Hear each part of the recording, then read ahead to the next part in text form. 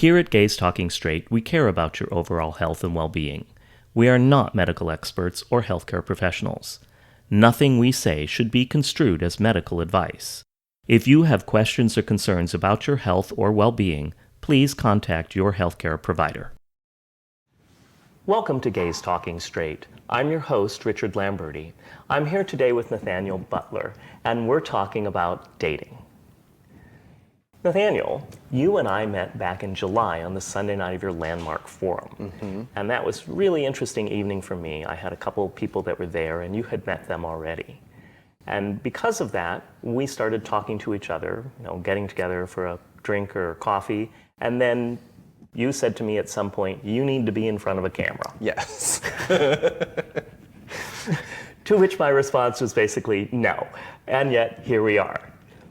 So, since then, you've actually had the opportunity to have some reading some of the materials that I have worked on for this project, and also, opportunities to talk with me more about that.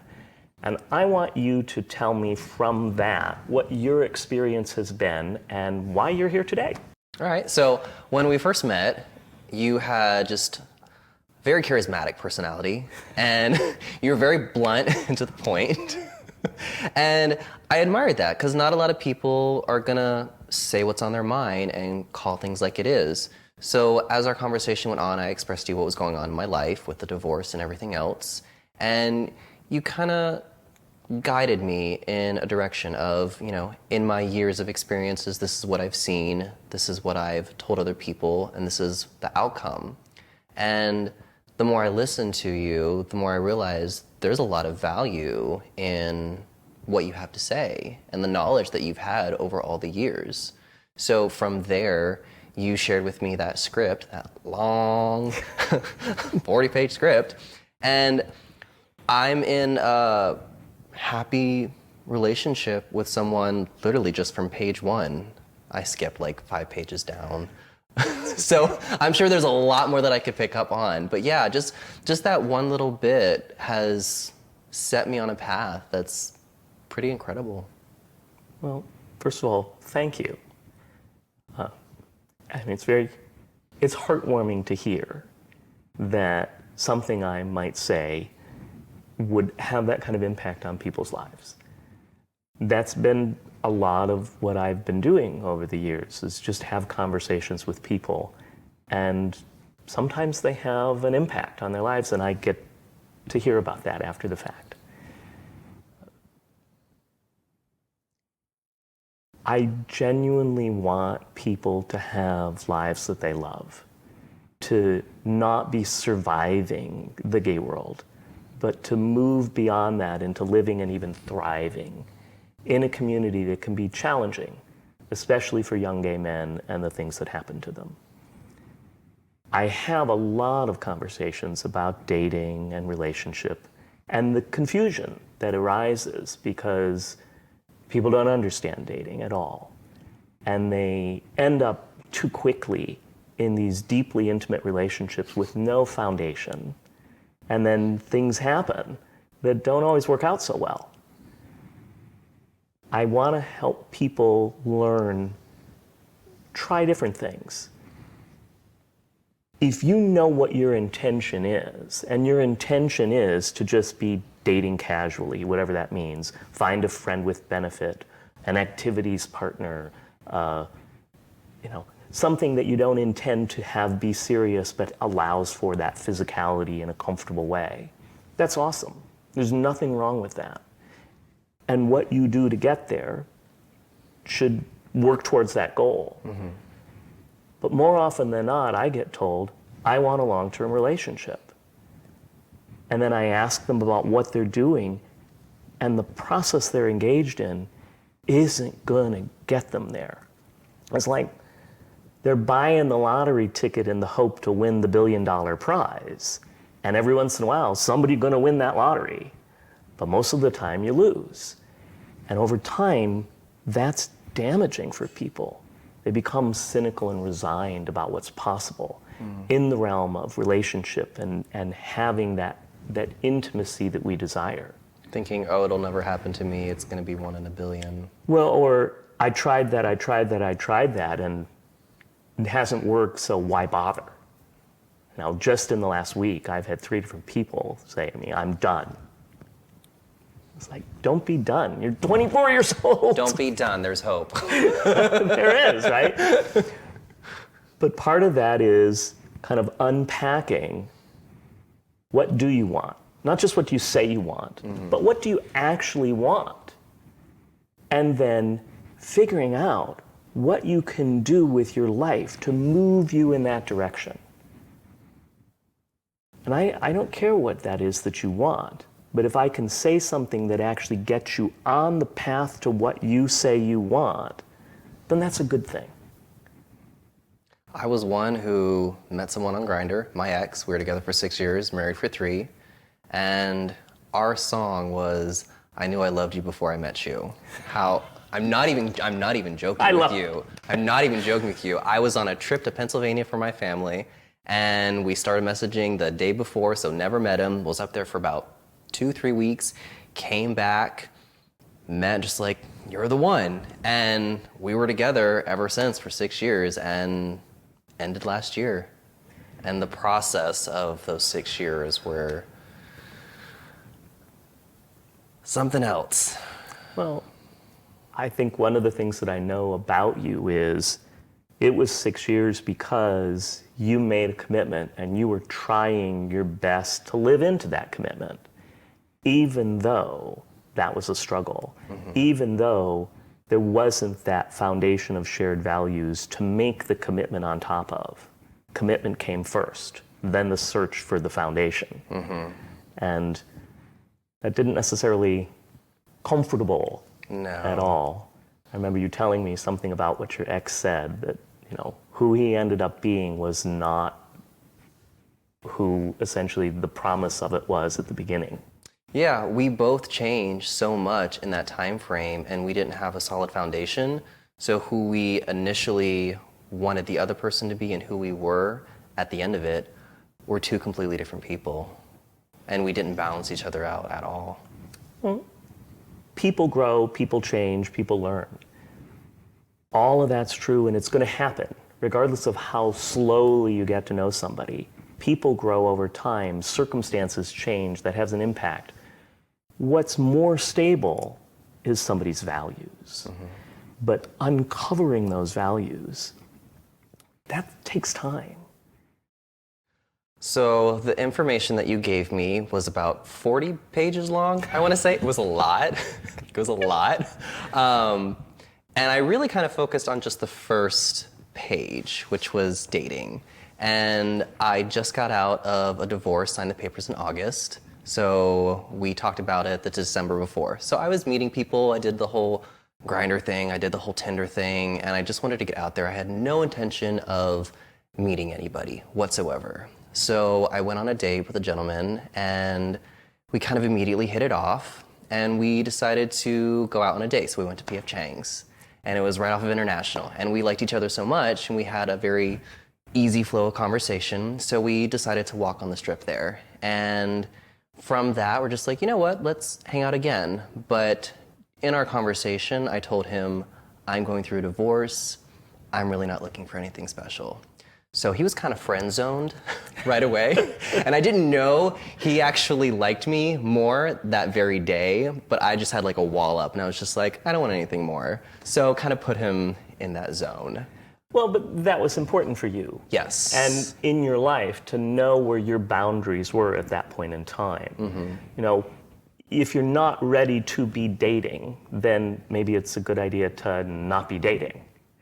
And that doesn't mean you can't spend time with people, get to know them. Yeah, you know, how do you make socialize. friends? Well, how do you make friends, right? You spend time with them. You actually do the same kinds of things you would if you were dating.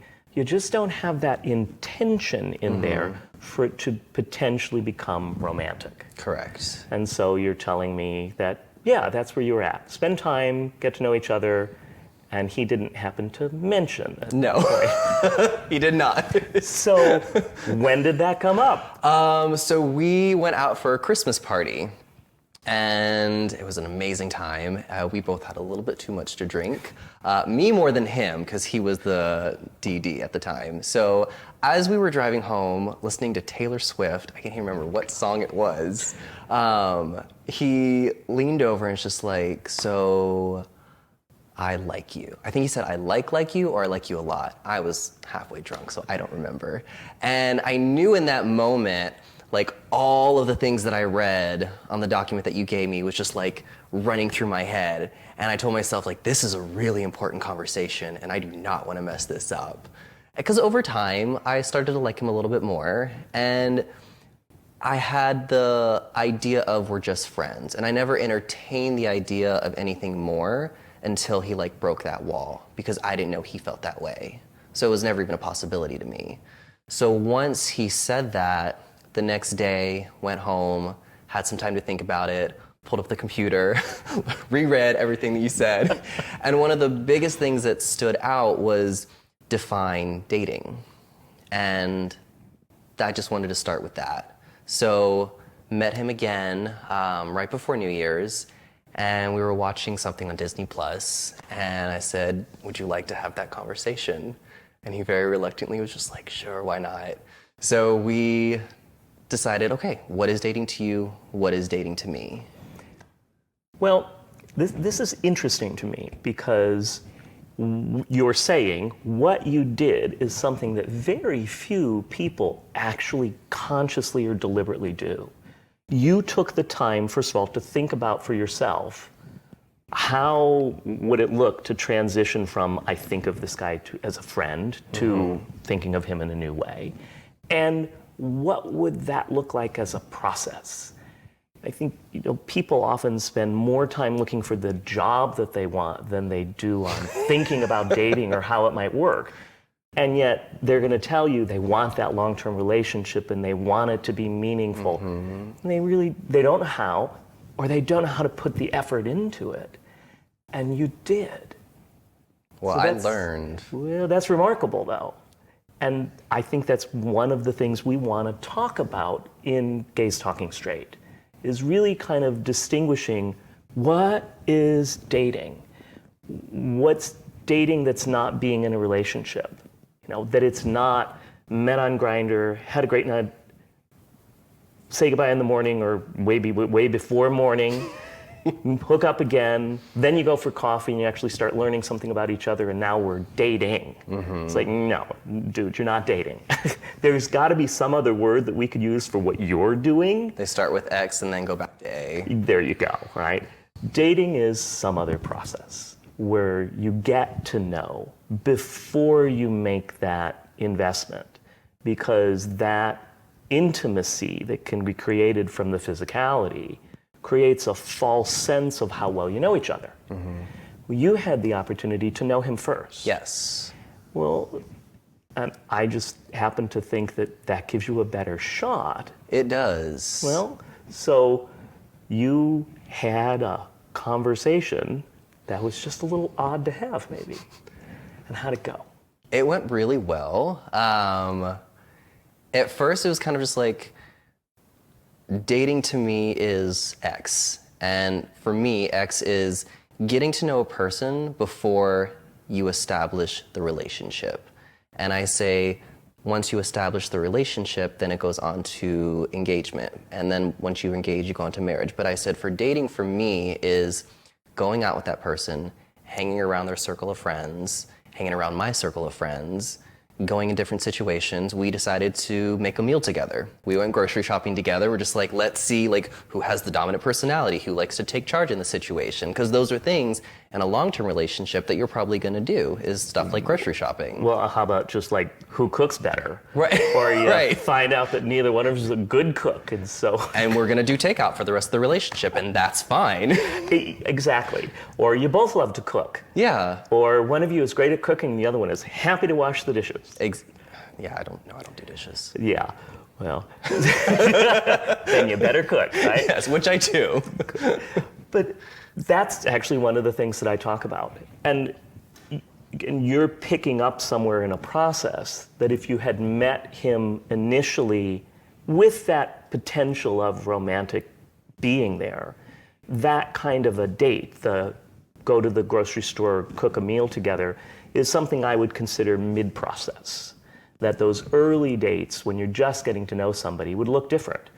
Very much like what you'd be doing to getting to know a friend, but with that intention in the background. And intentionality matters. Knowing what your intention is, and then having your actions aligned to that so that you have a better chance of the outcome. Yeah.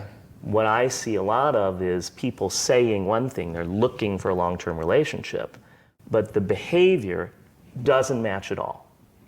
You know, being on Grindr with a profile that shows that wonderful bare torso and every description of what you're into sexually, and then, oh, by the way, only interested in long-term relationship. And on prep.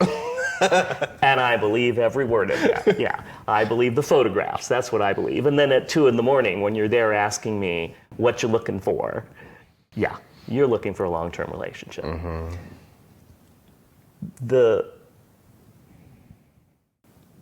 It had to be a little unusual for him to have somebody be so deliberate. I think it took him by surprise. I think, yeah. But in a good way. Good.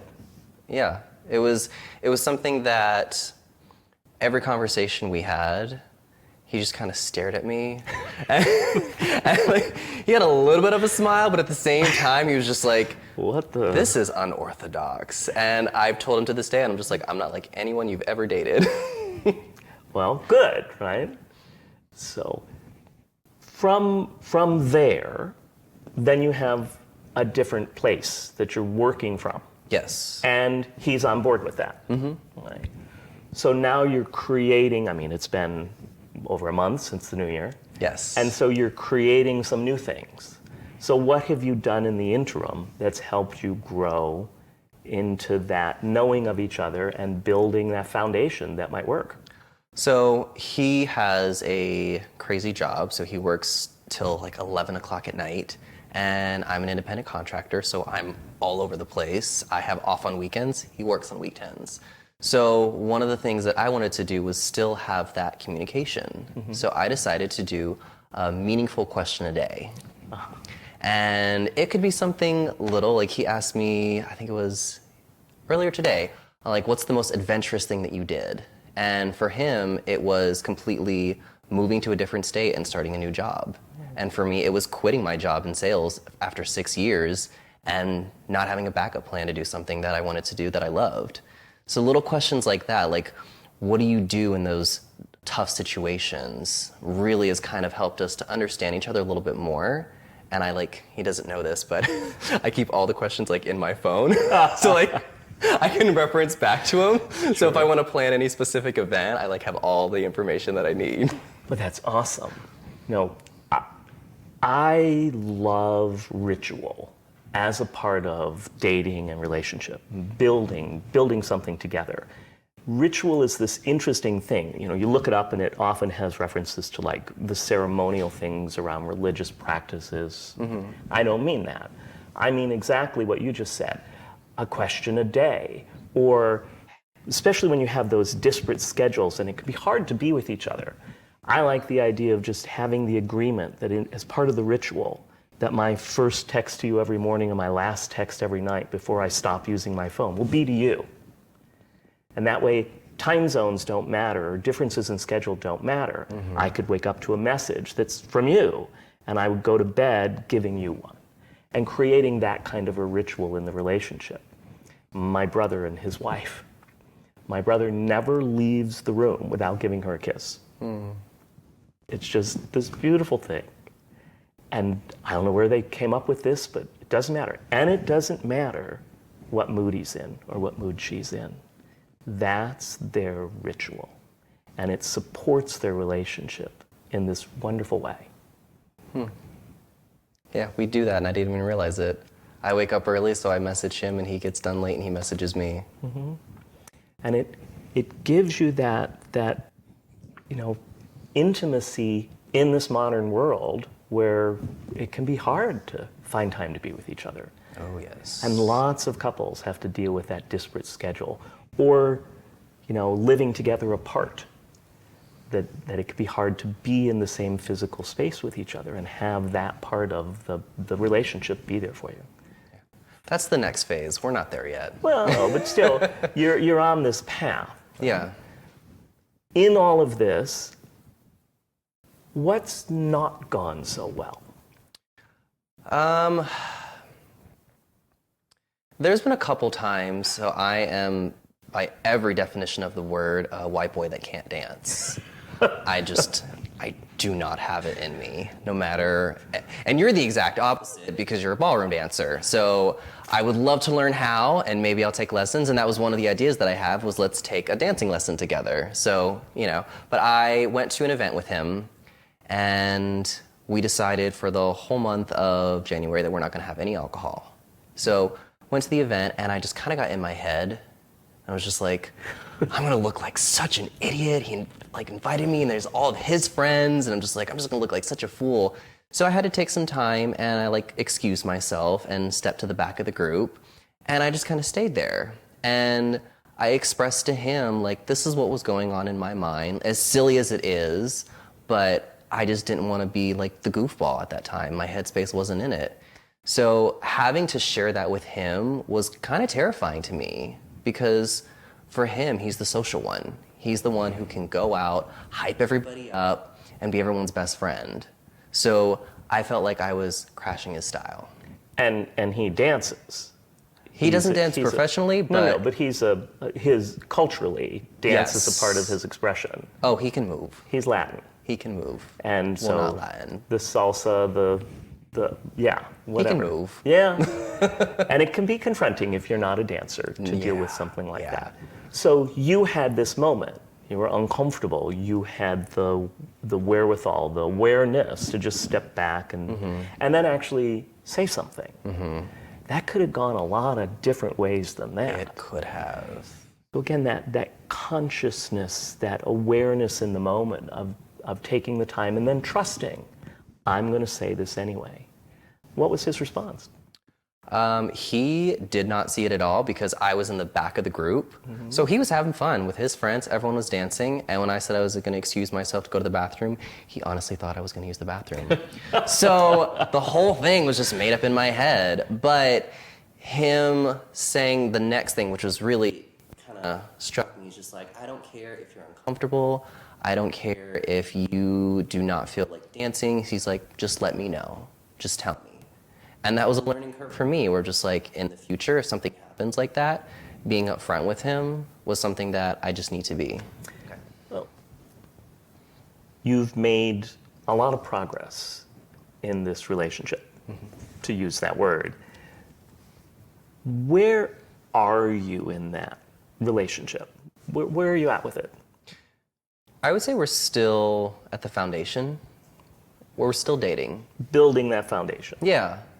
We are, completely dedicated to each other. We're not talking to other people. We're completely monogamous, but we're not putting a label on it as relationship. Okay.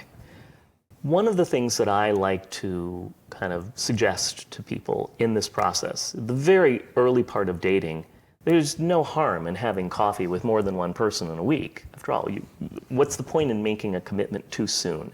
That commitment doesn't have legs. At some point, when you've learned about someone, and there is some foundation of shared values that's been uncovered, maybe not enough to build the whole house on, right? But there's something there. I think it's useful for people to say, we're going to be exclusive. And I pick that word deliberately rather than monogamous. Because even if your intention is to end up in a relationship that's open, and some people have that intention, that you should spend some period of time exclusively with this person, really taking the time to get to know them. And that's part of the dating process. It's a stage that comes later and allows you to more deeply explore that foundation and see what's there. From that point, then you can start to have a conversation about what would this look like as a relationship? Do you want a monogamous relationship? Do you want an open relationship? If it's going to be open, what are the rules? Because there still have to be some kind of boundaries. And there has to be time in this interaction to have those experiences where things don't go well. The early part of the dating process tends to be pretty artificial. We create situations that are intended to go well. And it lets us put our, that pretty face, get to know each other a little bit first before we figure out what's not quite so nice. But life doesn't go that way all the time. Life is full of things that don't go well. And you want to know how this person handles life when it's not going well.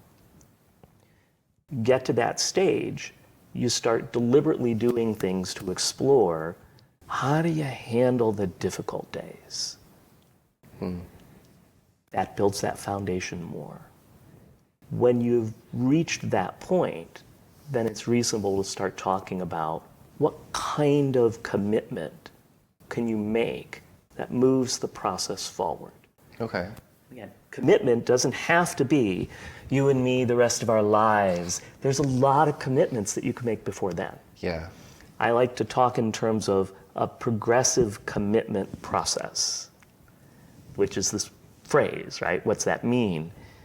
You make a commitment, and then you fulfill on that commitment, and you both have the opportunity to then evaluate, do I want to make the next step? And that's what dating is about from the beginning. It's also like the job interview process.